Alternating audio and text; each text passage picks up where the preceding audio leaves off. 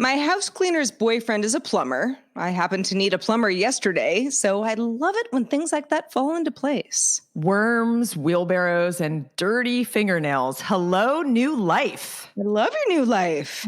I ate a very large pizza yesterday. I ate the whole thing. I should feel ashamed, but you know what? I don't. Nice.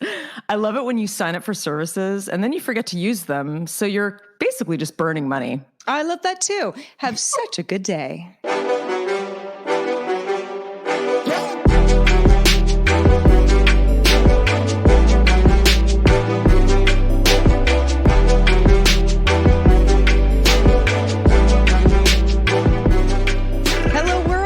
Welcome to Have Such a Good Day, episode 61. What's Heather, up? what the heck are we doing here? Hey now, how you doing today, Sarah? I'm doing great. I hope you're also doing great, and I hope everybody listening is doing even more great. We really hope so. And especially we're recording on a Thursday, so we're inching to the weekend. So I'm feeling kind of punchy and ready to party. I hope you guys are too. I love that Thursday punch. I totally get it. I often get a Wednesday punch. Oh, definitely. I'm just barely halfway over the hump. And then I just get weird. And some of my co-hosts on shows that I do on Wednesdays are like, Sarah, you're punchy. And I'm like, I know. It's hump day. I mean, it's to be expected. But days that I do not get the punch are Mondays and Tuesdays. Mondays just are tough. Tuesdays are like almost worse because you're like, it's Monday, but worse. You know what's funny? It's like if I have a bad Monday, I usually have a decent Tuesday. But sometimes when I have a good Monday, I'm really skeptical of my Tuesday. I'm like, am I going into like a shitstorm? Because this is just a little eerie how good this Monday has been. You know, I don't always have a bad Monday. I feel like it's funny. I don't know. We'll get into it later in the show, but I often think if I just had 3-day weekends, I think I'd be a happier person, but that's just not how life works. Mm-mm. But when I have one, I'm like, oh, I really relax. But then the Mondays, I mean, assuming that the 3-day weekend was about a Friday holiday, the Mondays are that much harder. Oh, absolutely. And I mean, I'm limping into it where I'm just like, I don't even remember how to do anything. Yeah, man, life's hard, you know? I mean, that's why we're doing this show. And that is exactly right. We're basically see that the laughter ensues. You know, we talk about limping and, you know, Mondays and whatnot, but we're here to kind of laugh it out with you guys. So we are. We're here to unpack the absurdity of life, as we say, and it's everyday life. You know, it's the yin and the yang. It's the excitement and the mundane, all for your entertainment. And you know what? Hopefully, we can have a little laugh and learn a little in the process. That's really kind of the gist of it. Absolute. So how was your week, Sarah? Oh, girl. All right. Talk to me. So it was not Sarah's best week. I'm actually in pretty good spirits, which is, I think, says a lot for, you know, for me. And you know, what I'm made of, because my Monday, no, actually not Monday, Tuesday, my Tuesday, opened up with, so I've got this whole thing where I've got an elderly kitty, a kitty Lucy, who I love very much. She's upstairs sleeping right now, but she is a lovely kitty, but she's old and she gets confused and she does some stuff sometimes that are, you know, you don't want her to do. For example, on Tuesday, at about like 4 a.m., I don't know, like I'm wearing like an eye mask. And so, because I have like a skylight above my bed and it's really, you know, it gets, you know, the sun comes up like at 5 a.m. It's a whole thing. So I'm kind of in my little cocoon. And Lucy's on the bed somewhere at some point. Otis sleeps on the couch. That's his place. But she's around. She's sometimes right next to me, and sometimes she's at the foot of the bed, and I don't always know. And I rolled over at some point, and I was like, why is this wet? Oh. And I quickly sort of jump up. I'm like, why is this wet? Did I do that? Like, what's happening? Did you piss the bed? I did not. Lucy did, but it was poop.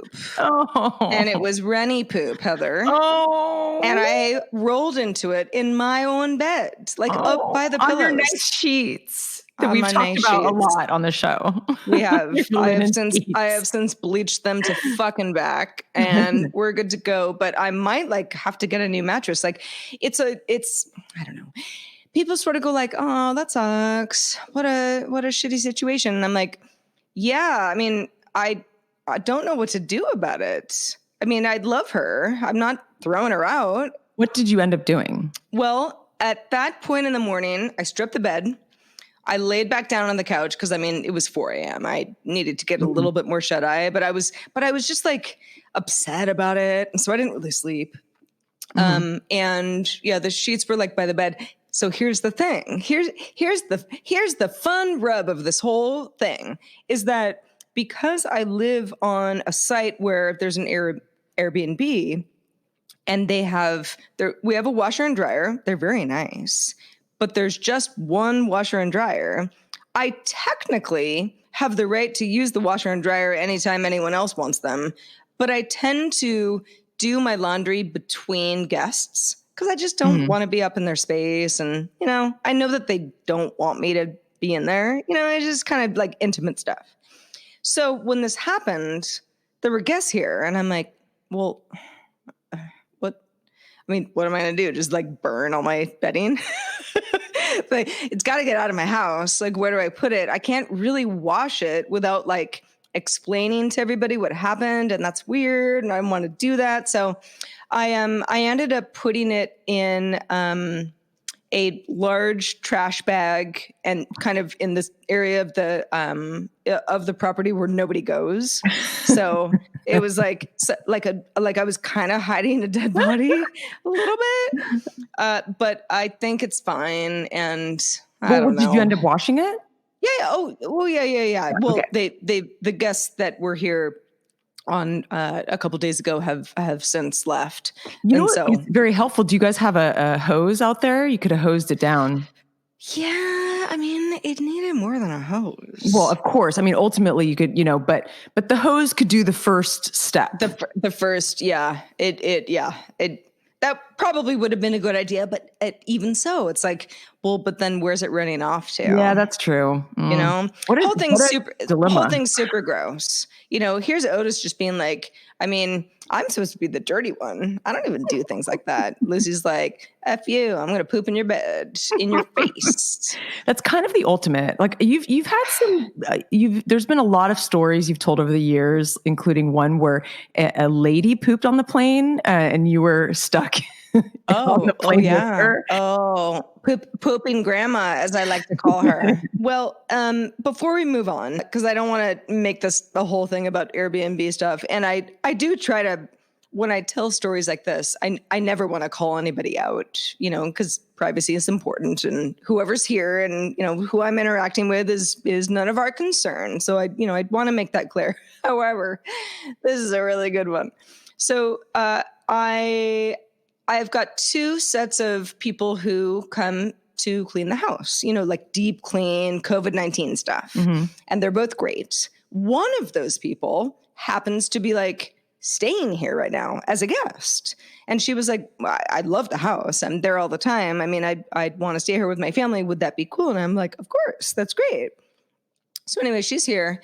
And she mentioned to me like, hey, we got it like something's going on with the tub downstairs. Like it's not draining. And I was like, okay. I mean, this is going to happen eventually. I don't know anything about like snakes or the things that you use to unclog a drain. So I went to the store. I got her 2 things of Drano, brought them back. I was like, do this.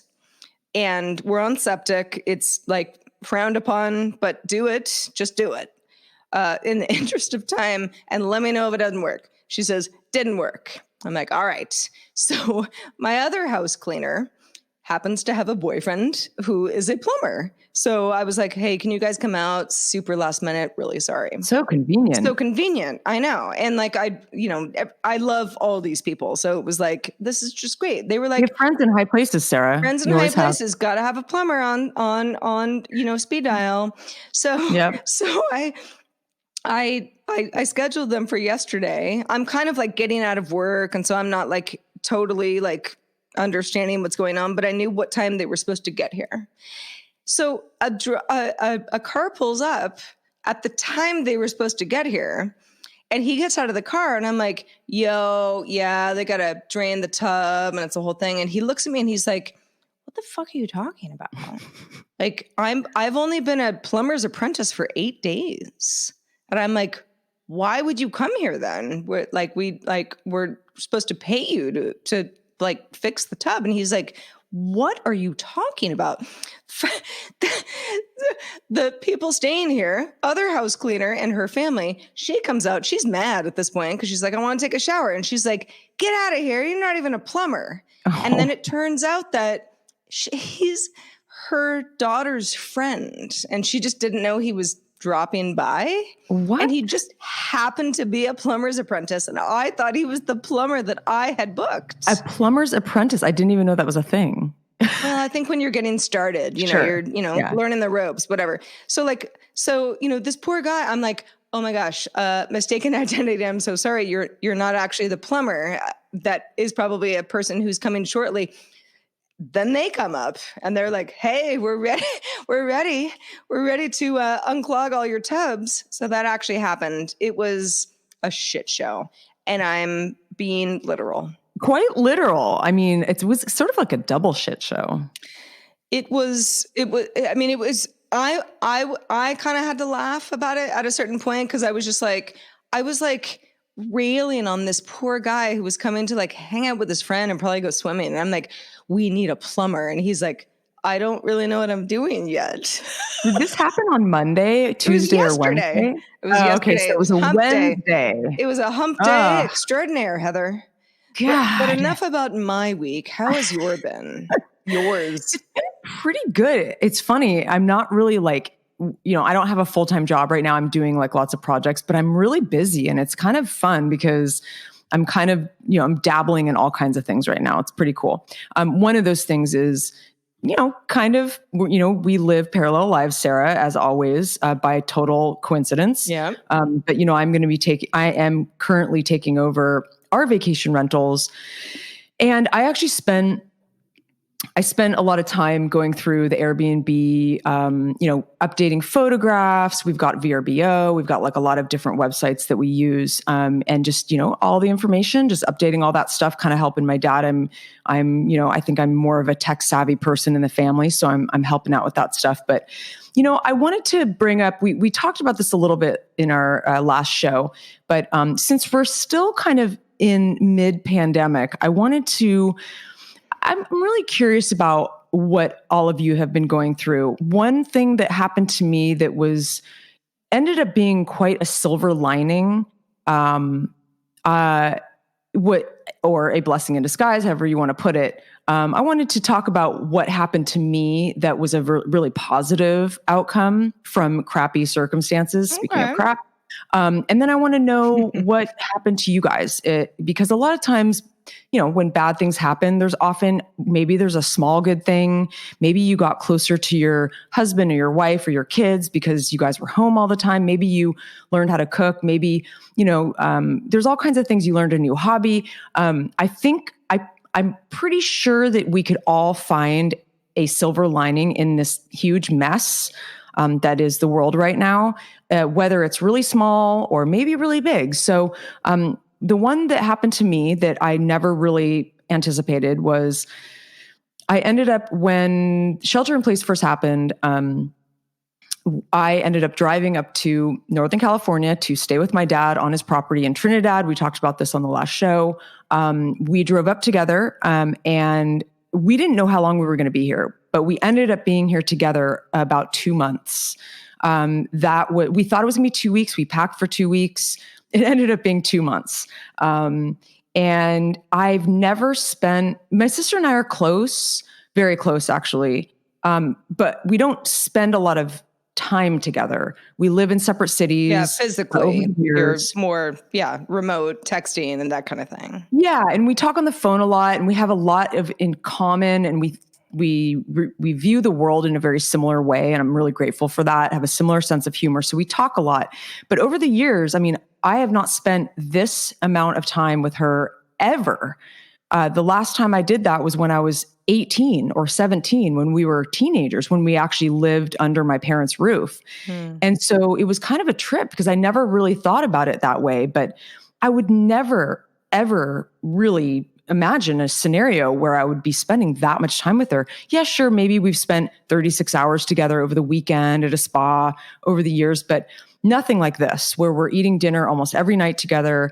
We're watching movies together. We're doing all of our errands and our masks and just like, cohabitating. And it ended up being such a blessing because we really got to know each other again, beyond the conversations on the phone. Yeah. I mean, there's no substitute for real life hangs. No. Exactly. And I really learned a lot about her and her me. And we really like, I think even more so, like we're so much closer now. And whenever she leaves, cause she visits a lot, but she's always like, there's this like sort of yearning to get back together because we're pretty tight. And it's like, I can't wait to get back up there, and she loved my cooking. And so we had this real bond. So it was really special. So I really want to know from you guys what your silver lining is. It could be anything. I know we were chatting with one of our fans, Buchanan, on Discord the other day. He started a little garden in his place in New York, and sort of like, hanging pots and stuff like that. And I know that has been kind of getting him through the days. And, it could be as small as writing in your journal that you never had time for. Or maybe you learned so many new recipes that you consider yourself a better cook. I certainly do. If you're Sarah, you baked a lot of brownies and did a lot of Oculus. But yeah, I would love to hear from you. So please email us at hi@havesuchagoodday.com and tell us your stories. We'd love to share them with the world. We really would. And I love that story about you and your sister. I mean, gosh, I don't remember the last time I saw your sister. It's been a while, but I've met her. Heather and I have also worked together on and off for 20 years. So, I mean, I've definitely met everybody in her family at some point, but that's so cool. It's so cool that you kind of were able to reconnect in a way. And it's a little different, but when I moved up to Sonoma County, California, where I live now, a lot of that was, it wasn't driven by anything specific, but I loved the idea of being close to my mom, who I hadn't been close to in some years. That was a big impetus for you. Yeah. It wasn't like I lived in Siberia and it would be like the worst for her to come visit, but it was still requiring a plane ride. And we had to make sure we had plans beforehand, and I'm sleeping on the couch, and it's just sort of like, when you live alone, your mom comes, it's and then she leaves at the end of the weekend, and it's just like, it's a weekend visit. It's not a drop-in kind of thing. You gotta plan the whole thing. Totally. And sometimes that's a little stressful for everybody. And I try not to do it too often, but my mom is a better cook than me. And and I'm like a pretty good cook, but like, she's always like, she's the better cook. She has more years on you. She has more years, and she also loves Otis, my dog. And so like, I'll just roll up. And if she wasn't there, I would understand because she has a life, but she often is because we're not going anywhere, any of us. So you won't text her ahead of time. You'll just kind of roll up like, hey, sometimes I do. Sometimes she knows I'm coming, but sometimes I'm like, the surprise factor is fun. Yeah, totally. Because, we have a good keeps her relationship. Yeah. And so, I kind of go like, yoo-hoo. And then there's Otis, and her cats are like, they're trying to figure out what's going on because I'm here with the big old dog. And she's like, are you hungry? And we do this whole song and dance of like eating and having wine. And, it's just like, I could never take, like, I love that so much. I would like never move away again. Totally. I love that. I love you. You and your mom really have a special relationship. In fact, I've spent a lot of time with Sarah and her mom. Her mom is so cool. She's very youthful and spunky, and Hi, Mom. like Sarah. And they're just cute together. They're kind of like bosom buddies. They're just like, you would think that they're just best friends, and it's a cute relationship. And I'm sure she is so happy. I love that broad. I'll tell you. I know I get my dad, almost every day is just I'll run into him on the property because I live next door to him and far enough away, but we're still on the same property, and we'll run into each other in the garden, and he'll just kind of look at me and be like, it is so wonderful to see you every day. Just, I know that it has improved his life.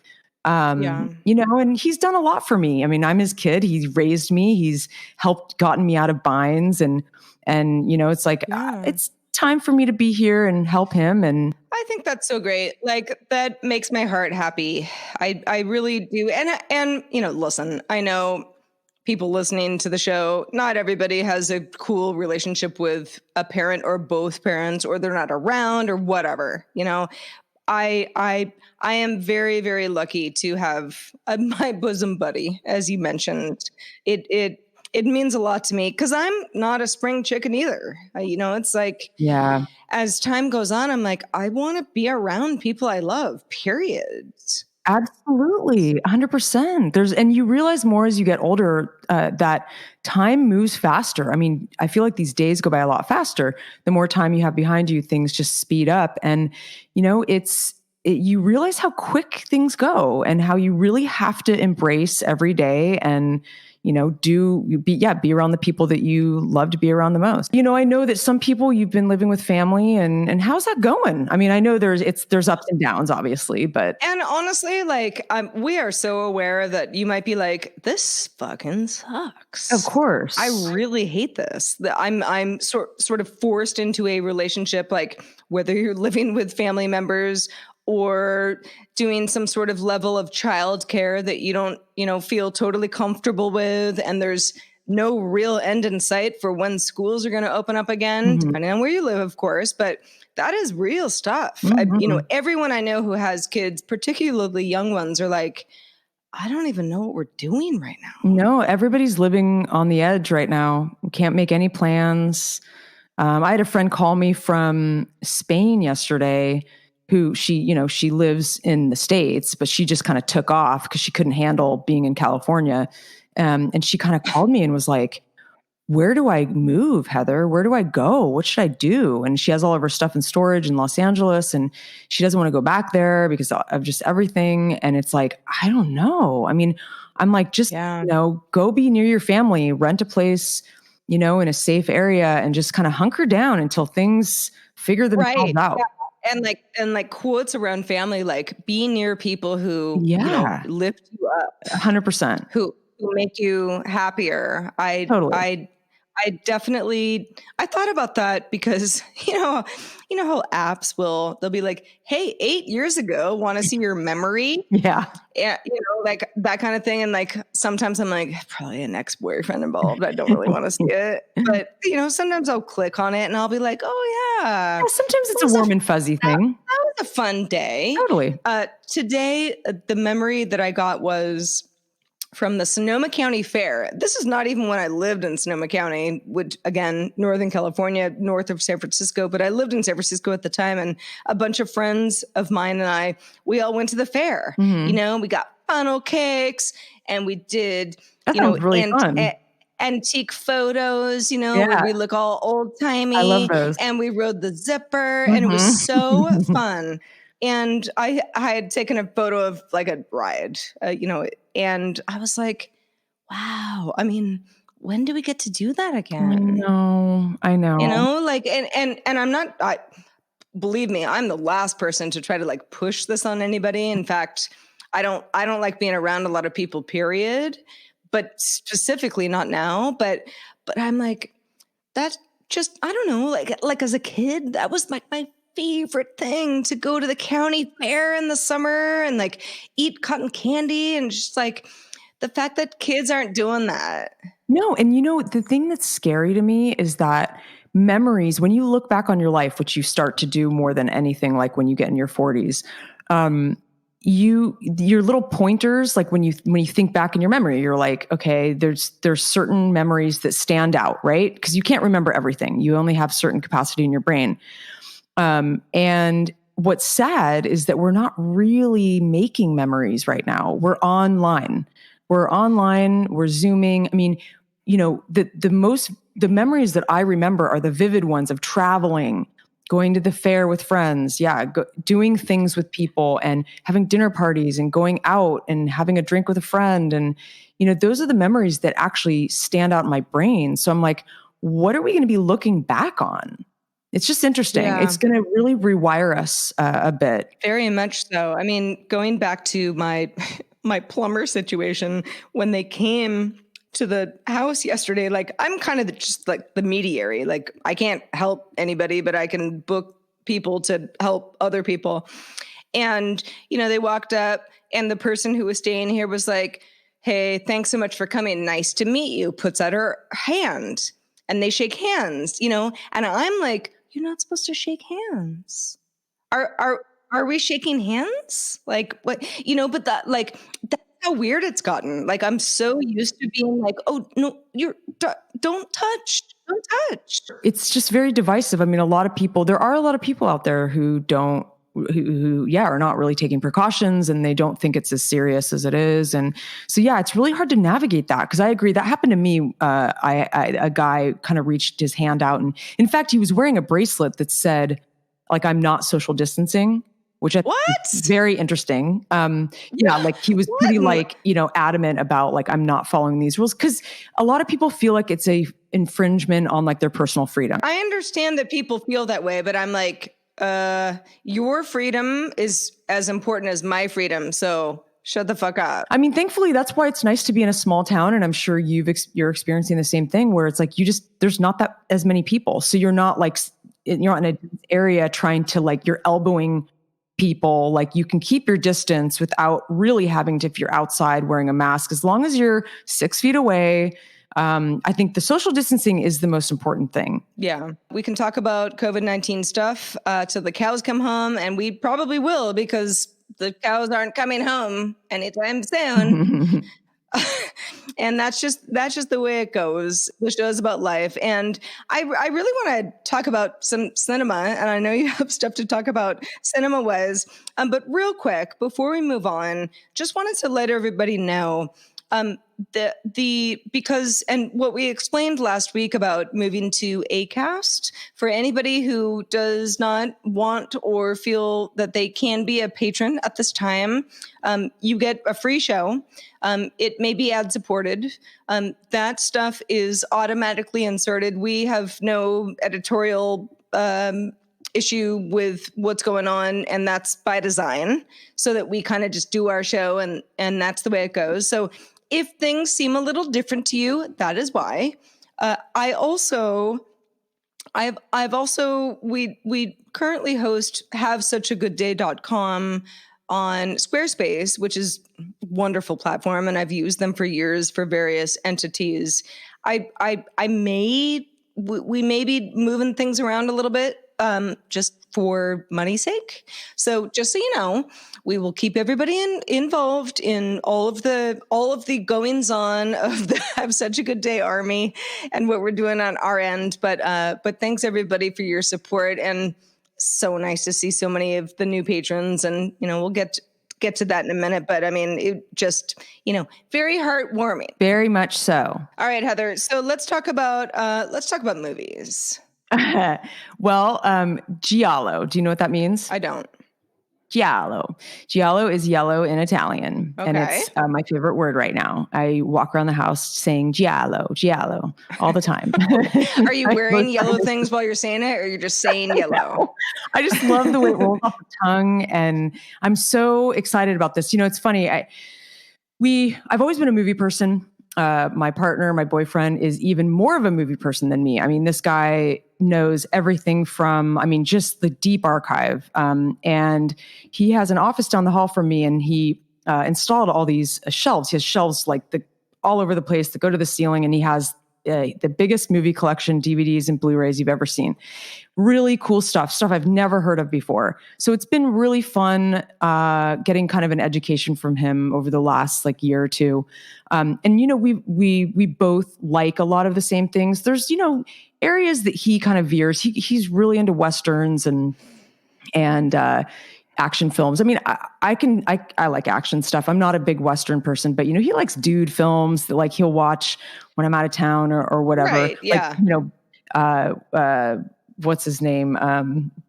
Bronson, whatever. Anyway. Like, God, why can't I think of it? We're the Chuck, worst. No,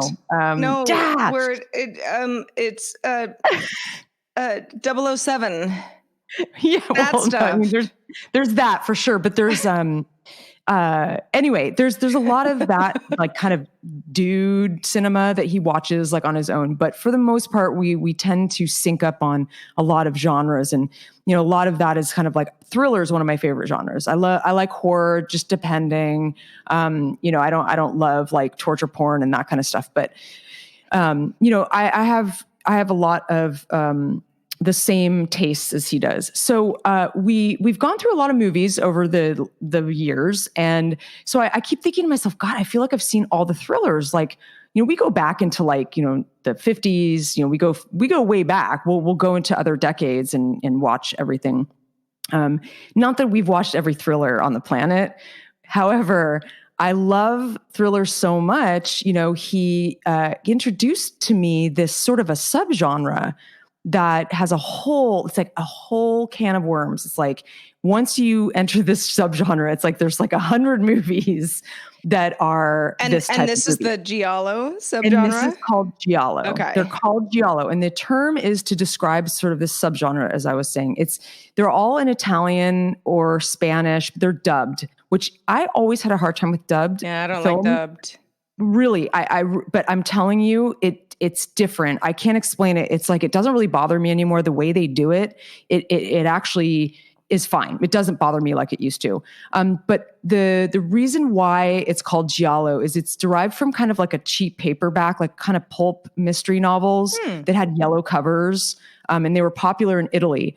Like this whole movement started in the 60s. So kind of around French New Wave. And this is why I think I like it so much, because it really feels like French New Wave. It has a lot of that similar, kind of jump cuts, and just it's sort of experimental. There's psychedelia. There's kind of like the psychological kind of stuff. There's a little eroticism, and not too crazy or anything, but yeah, better than torture porn. Yeah.